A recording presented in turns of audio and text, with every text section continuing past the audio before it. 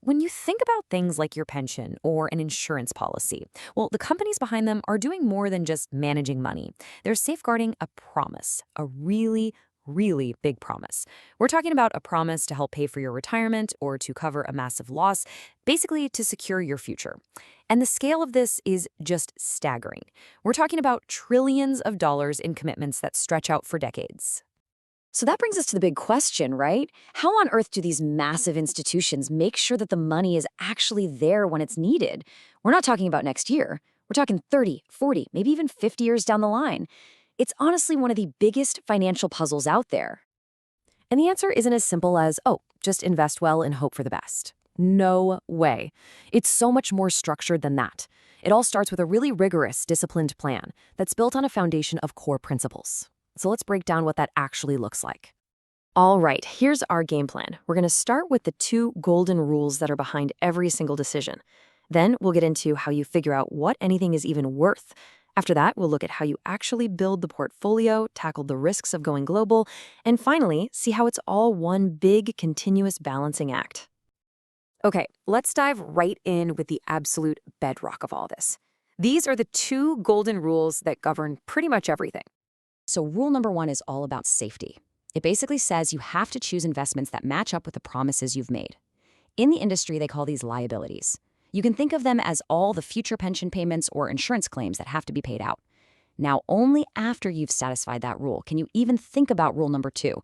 Go out and maximize your returns. The order here is absolutely critical. You secure the promise first, then you chase the profit. And this, right here, captures the central tension perfectly. Rule 1 is constantly pulling you towards safe, predictable investments that line up with your promises.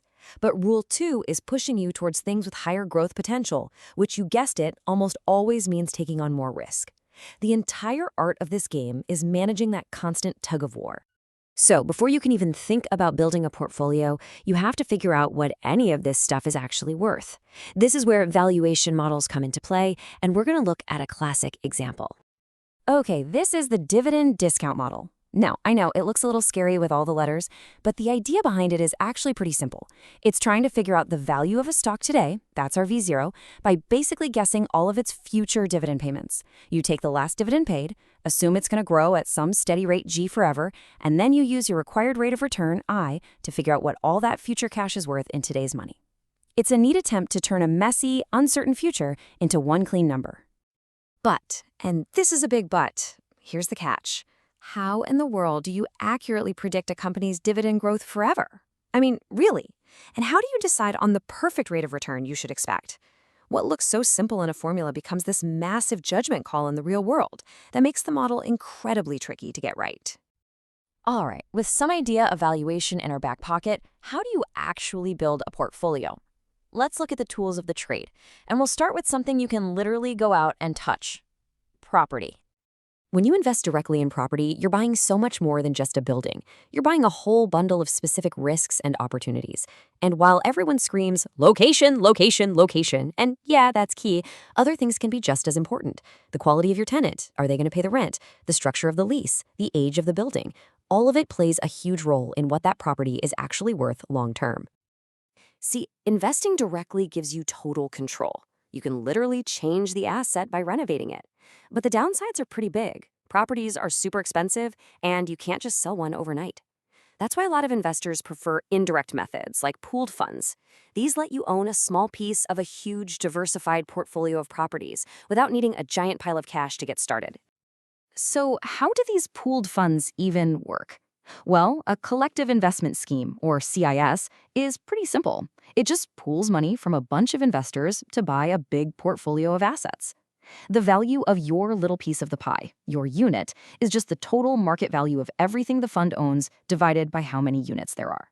It's a really powerful and straightforward way to get diversified fast.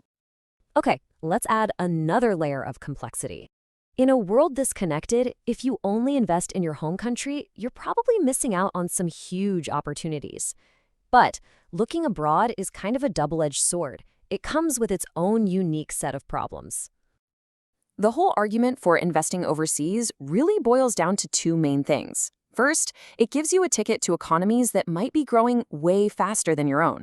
And second, because different countries' economies don't all move up and down at the same time, it's a powerful way to diversify. Basically, you're not putting all your eggs in one geographic basket. But of course, it's not a free lunch. There's currency risk. If the foreign currency you invested in suddenly tanks, your returns can get wiped out in a heartbeat. You've got political risk, where a new government can just change all the rules overnight. And then there are just the practical headaches. Time zones, language barriers, and sometimes just trying to get reliable information can be a major challenge. So, we've covered the rules, how to value things, and the assets you can buy. Now, let's pull it all together in the final balancing act and see why this is a living, breathing process and not some decision you just make once. This all comes together in something called the actuarial control cycle. I know it looks a bit complicated, but the idea is actually simple. It's a loop. It never stops. You start by specifying the problem, say a pension fund's future payouts. Then you develop a solution. That's your investment strategy. And here's the most important part. You constantly monitor what's happening in the real world. Are your assumptions still correct? As the world changes, that feedback forces you to adapt your strategy, all to keep that trillion-dollar promise on track. And that really leaves us with one final critical question. In a world that just seems to get more unpredictable every day, where markets move faster and global risks are more complex, the pressure on this cycle is immense. How will the models, the strategies, and the very people managing our collective future have to evolve to make sure those promises are ultimately kept?